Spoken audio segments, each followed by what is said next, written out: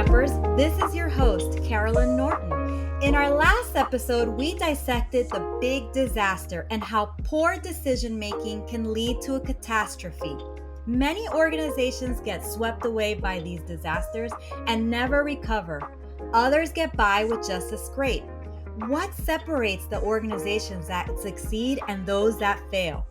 In today's episode, we discuss what effective disaster response looks like and how organizations can emerge from the rubble after a disruptive business event. Joining us today, I'm Daryl Mall. I'm a principal cloud architect with over 25 years of cloud and IT experience. I'm Rich Fowler. I've got 20 plus years of experience of working with our partners worldwide. Hey, Amy Mackay, Director of Client Sales. I've been working with clients, IT clients, for over 25 years. And this is Eric Robertson, Director of IT, 20 plus years of IT experience. Thanks, everyone. So, the worst has happened. How do we react? What does a business leader do to determine what's critical, what needs to come back online, and what's not necessarily critical to start back up? How does an organization even determine how bad the damage was? Is there anyone they should be going to help? What do you do once the bleeding has stopped to bring the business back on track? Well, I think Daryl talked about it in episode 2. Daryl talked about it earlier. And if you had your prioritization done correctly, then your marching orders are in front of you. You know what's bleeding. You know where it needs to be stopped. You know what can go forward and what can't. I think the question might be, what if we didn't do that? Now what? Well, I think, and I think, and Eric hit it too with the documented policies in place. But if all of that has failed, I mean, I think the first thing you need to do is really assess what happened. So, assess what this disaster was. Was it Mother Nature? Was it a criminal act? Was it was technology related, or was it physically affecting our plant and stuff like that? You need to first of all have a quick assessment of saying, here's what the issue is, and here's the spectrum of what's affected, and then you look at that and you say, how does that impact the priority of things? At what point in my priority list does this fall in of where that impact is happening? And if it's all across the board, then you need to start at your highest priority items, and the things that are most important, that you've deemed most important to your business, you need to get those back on track first. Let's pretend I had a plan. I listened to episode 2. The disaster happens. I march in with my plan, and then I realize, whoa, I need help here. I didn't account for this. I didn't account for that. Exactly. I just got hit with something completely unplanned. Think of COVID as a good example. What does an organization do at that point? I've done everything I needed to do. I thought I had everything on track, but boom, got hit in the face and I'm not ready. Well, the first answer is cry. That's always the best option. Once you get that out of your system, then you can go forward. But I don't know if, especially if you're a business owner and small business folks specifically, they spend a lot of time up at nights and with stuff like this. That's livelihood. So we make jokes of it sometimes and we laugh, but this is somebody's livelihood. And if we think Hold about me, Rich. Yeah, come here, Eric. I'm glad we're on a virtual meeting. There are hundreds of people whose entire families are affected by this. This isn't a little thing. This is a big deal. So people have to pay attention to it. And sometimes to get them to notice that, it's the conversations you have to have early. But now they've got to come to the table and say, okay, did we have the conversations? If we didn't, we're going to have them in a hurry and under fire. So let's go. Well, but I think the important thing to really do is again that assessment and figure out where something's wrong and what needs corrected and where does it impact your stack of priorities. I think the big thing to do is reach out to somebody in an organization, and bring in an expert, because you don't have, at that point, you didn't have the know-how or the knowledge to, realize that this was going to be an issue to begin with, which means you probably don't have the ability to make a quick decision and make great decisions on the fly as to how to remediate that issue or anything like that. At this point, you need to step back. You need to bring in somebody that's an expert in whatever had happened, whether it was a fire and you need to get a building back in to code so that you can do this, whether it was ransomware and you need to bring in a security company to protect yourself from that and remediate from that, whether it was, all the different facets, you need to have that assessment, figure out what the problem was, bring in an expert. And part of bringing in that expert, a big piece of that is, hey, I need you to get me up and running as quickly as possible in a proper manner to best practices, but I also need to know what I need you to glean some information back to me as to how I prevent this from happening again in the future and how I recover, if it ever happens again in the future, so that you do this as a learning experience. I think Great you points, mentioned, Darryl. yeah, I think Daryl, you hit it right there. It's because we've had clients call, it's like the Chicken Little, sky is falling, because they went to another company to try to help them get back online. That company had no idea what they were doing. They didn't implement best practices. And then they're in, a double bad situation, by the time they get to us. And hopefully this is part of the plan, is identifying who to contact when these Yes. types of issues occur. Trusted So, vendor lists and Yes. valued vendor lists are huge. Absolutely. and Because the now last and now thing you you can want to even do get is sorry. no, go ahead. No, now you can even get, retainers for people who are ready to jump in case of a cyber incident or something. So you can have them ready and willing to help and drop of a dime because you've already, have that relationship set up with them. The worst scenario is you're in the you just got out of it and you're just getting out of it and you're looking for help and you're having, I'm going to use an old reference, you're going to go to the phone book and scrounge for resources while you're in the midst of it. It's not the best way. How do you know they're even going to help you? To Amy's point, do they know what they're doing? You're stuck in such a scenario where you're trying to get yourself out of it and you don't know who to turn to for help if you need that help. That definitely needs to be part of the planning process. That way, whether you have a strong plan or not, you have a contingency plan for your plan. So that if for some reason you need to go beyond the scope of effort, let's a scenario that happens that you weren't planning for, you can actually go ahead and have that list of contacts and resources, vendors, anything you need that's possible to help bring your organization back online. Having that relationship is really important because think about it, what happens if it's a regional, disaster or something larger than just your individual business? There might be 1,000 other companies that are reaching out to that same vendor or different, those types of vendors to get them back up and running before you. To do that, you don't want to be the person walking around on a Friday night trying to find something to eat and find out you needed reservations for everywhere in a 10-mile radius. Mm-hmm. I'm assuming you mean like a natural disaster Yeah, scenario where absolutely. I mean, everyone is affected at the same time. yep. Hey, let's just go with supply chain problems on that one. That's also a big one. Yeah. Yeah. Supply and demand is also a big problem. Yeah, absolutely. And anybody that's tried to buy a new car in the last 6 months understands that chips need to be made and they need to come from somewhere. Hey, I'm driving a gray car because of that exact reason. That Are was you the only really? one that is the only one that was on the lot at the time. So everything works? Yes. So now we get to the point where we're trying to get through this. We had a plan. We know who to turn to for help, but how do we know how exposed we've been? What actually happened? We get that a lot too, where organizations say, "Hey, we're compromised, but we don't know the level of severity that it's been. Something happened, and I know something happened, but how bad is it?" That doesn't necessarily get planned out. So how does an organization triage and properly determine what all has gotten affected in their org so that they can best address it? I think that kind of comes back to some of the prioritization that we've talked about. You've got to go in order of importance, because if you spend all your time on the little rocks, the big rocks fall through. So, what I can tell what the big rocks are, have we taken care of the big rocks, and then working our way down through the priority list until we get to the small stuff. We can figure out what was there. And from the reaction, especially if you've got people in the field, they're going to help you know when they can't get into systems or can't get their job done or can't talk to suppliers and things like that. So you're going to get information coming in from lots of areas. Yeah, and I mean, I think the bottom line is you bring in an expert according to whatever your issue is or whatever your impacted, system or process is. At that point, you want to make sure you're bringing in somebody who's been there, done that, seen that, and knows exactly what to do. Because the reality is, if you had the experts on staff to be able to answer those questions and do that, you probably wouldn't have ran into this situation in the first place.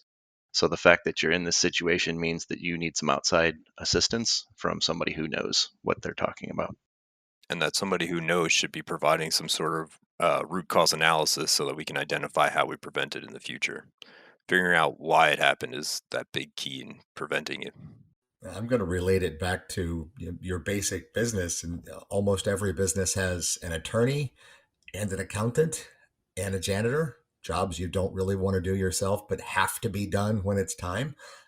A disaster recovery person or somebody like that, I think that that's a retainer that has to happen.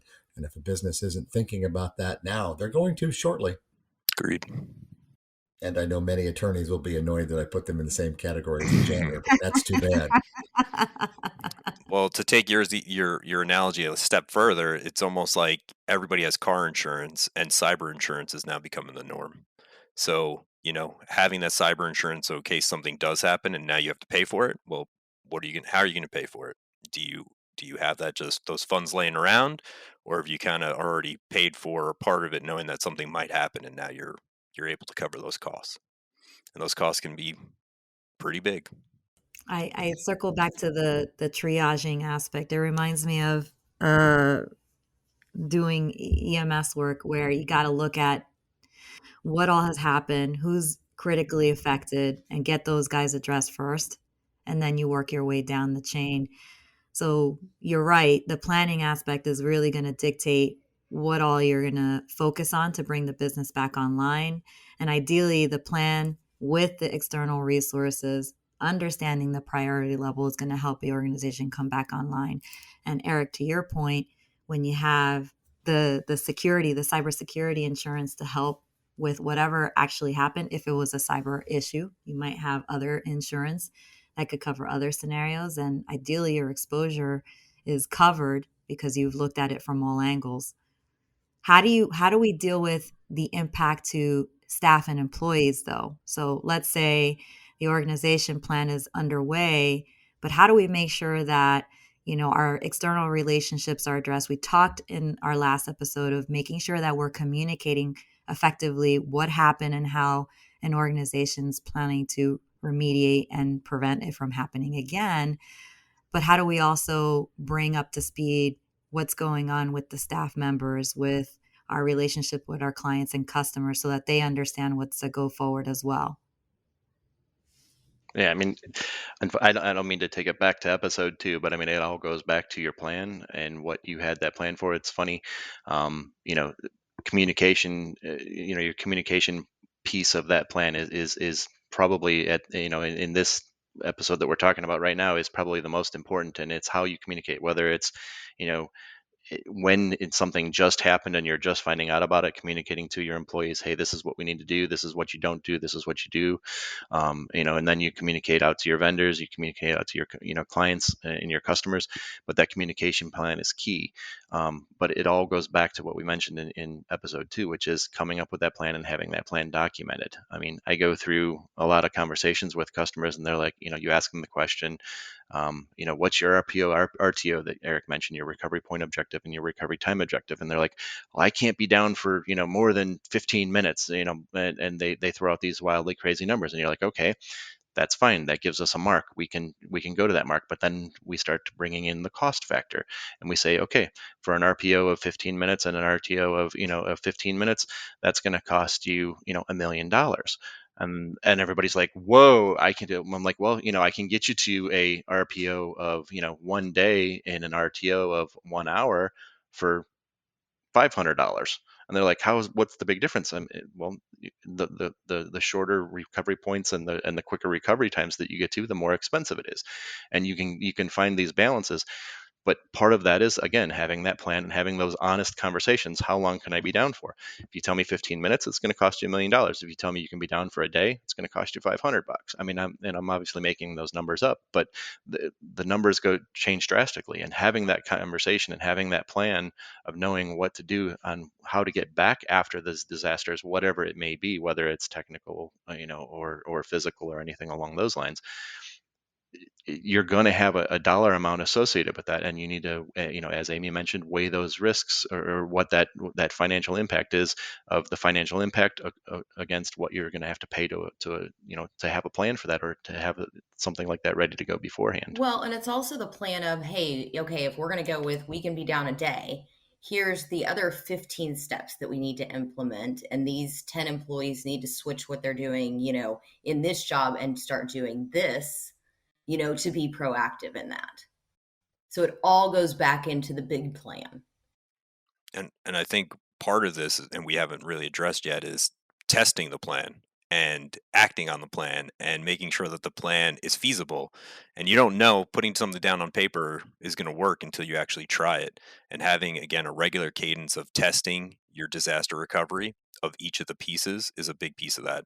And making sure you know what, how long is the estimated time for these recovery actions to actually take, because it's not just flipping a switch. There's going to be pieces that you either have to restore or turn back on, or so on and so forth, that unless you practice it and get better at it and know what those steps are going to be, so that it's not so nerve-wracking when the issue does occur, you're now prepared for it, because you've not only written out a plan, but now you've tested that plan and are somewhat prepared. Of course, there's going to be curveballs thrown in the mix, but you're better prepared than never testing it at all. And I think we're forgetting one big piece of it that doesn't necessarily have to cost a company money. And we can look at FEMA for New Orleans and some other things. One of the big failures was communication to the world and to their own employees. If we've got marketing involved and we've got the press releases pre-written or at least storyboarded out, and we know it's going to happen, we just don't know when or how bad.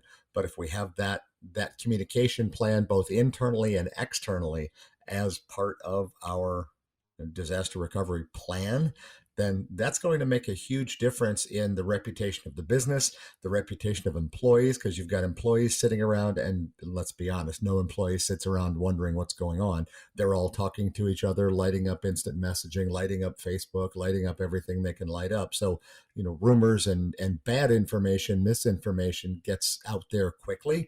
So to have marketing involved and let marketing take the lead on what do we tell and who do we tell, I think that's a critical piece. To your point, both internally and externally, for sure. Correct. It's clients, it's vendors, it's all of it. And making sure you have a communication platform in case your communication platform is the one that goes down. I was about to say that, Eric. Hey, have a plan B, outside of the normal. Yeah. There's vendors for it. There's backups to backups. How do I send out these messages? How do I let people know? If there's a fire in a building, how do I let all the people in that building know that there's a fire and they need to get out, and then check on the status of, that they got out. Yeah, or the issue is, hey, the internet is down, which is would be a huge disaster to people. Mm-hmm. Hey, my VoIP phones don't work, my Facebook doesn't work, I can't do any, the top 9 communication platforms that I'm doing don't work anymore. How do I still get information out to people? Yeah, and it's electricity or natural disaster, a tornado, comes through, and you've got half of an area that's down. So smoke signals, right? Mm-hmm, yeah. Yeah, those will work. Tell your nearest junior high kid they can get messages out from anywhere. Town crier. So when an organization has a plan and they're in the midst of recovering, what are the employees supposed to be doing in the meantime? Twiddling their fingers. Part of that goes back to that communication. Part of that communication should be telling them what to do.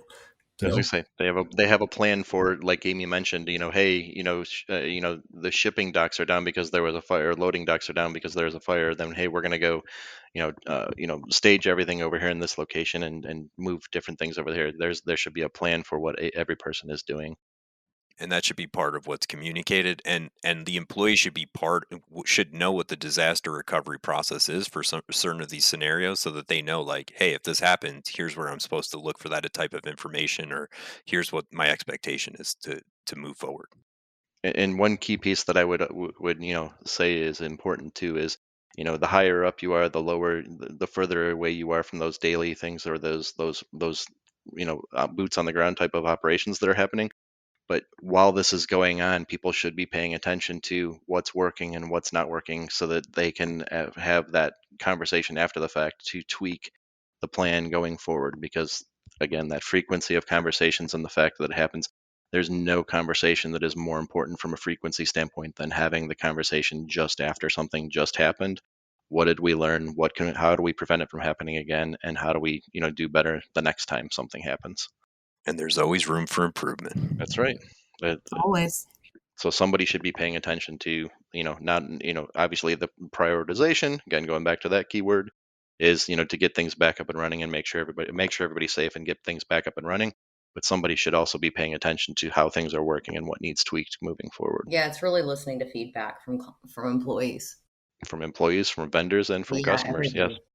Almost surveying how well did the plan actually work, and where can it be improved, and just reiterating, revisiting the plan and making it better.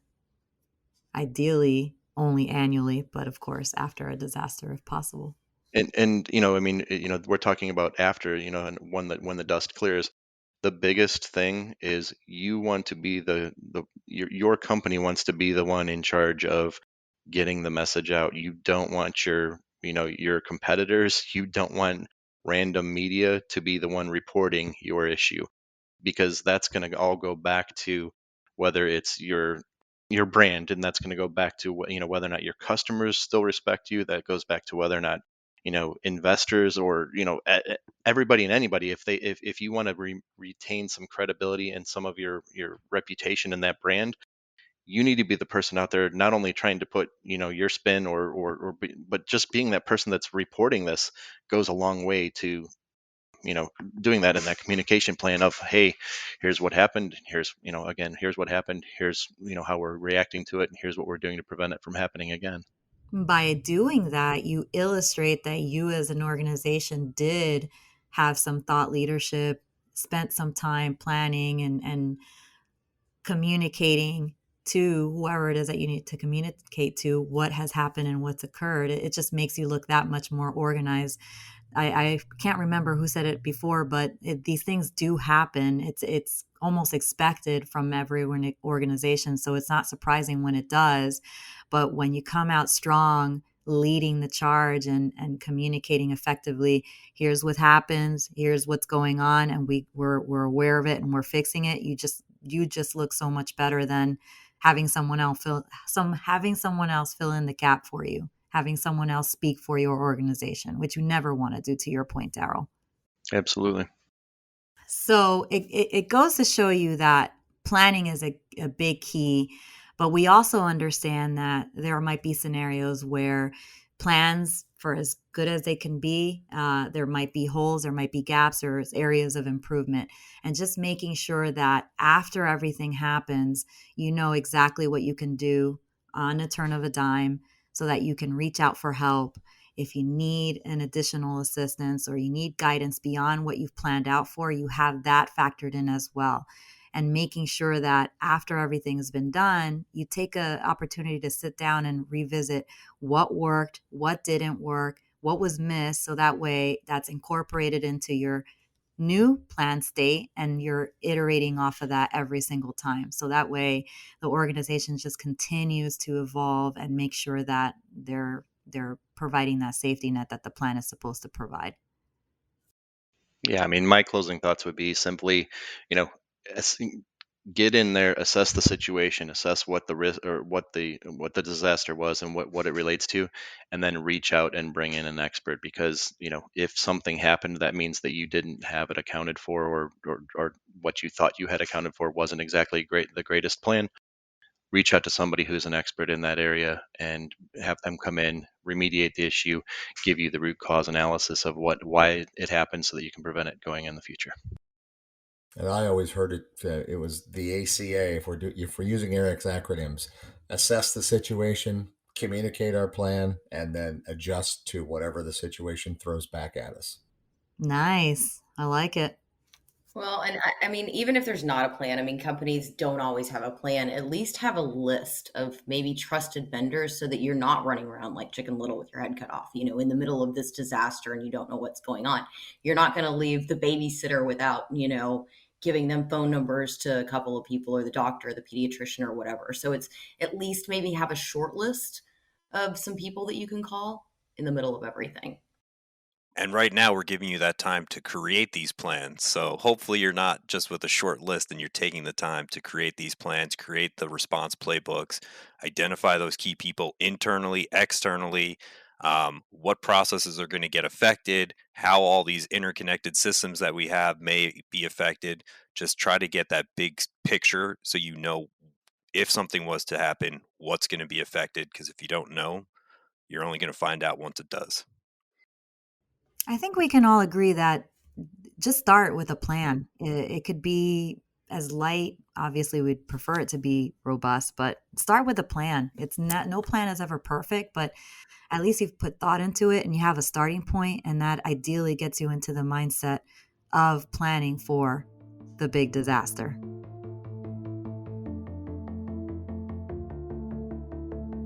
The big disaster can be a devastating event for your organization, but it doesn't have to be the end of it. With proper planning and quick thinking, even the most battered of organizations can still put up a fight. To those organizations that can survive the worst of the worst, they have one thing on their mind. How do I prevent this from happening again? Join us in our season finale of The Big Disaster, where we put together everything. Creating the disaster-proof organization, developing a solid strategy for disaster recovery and business continuity.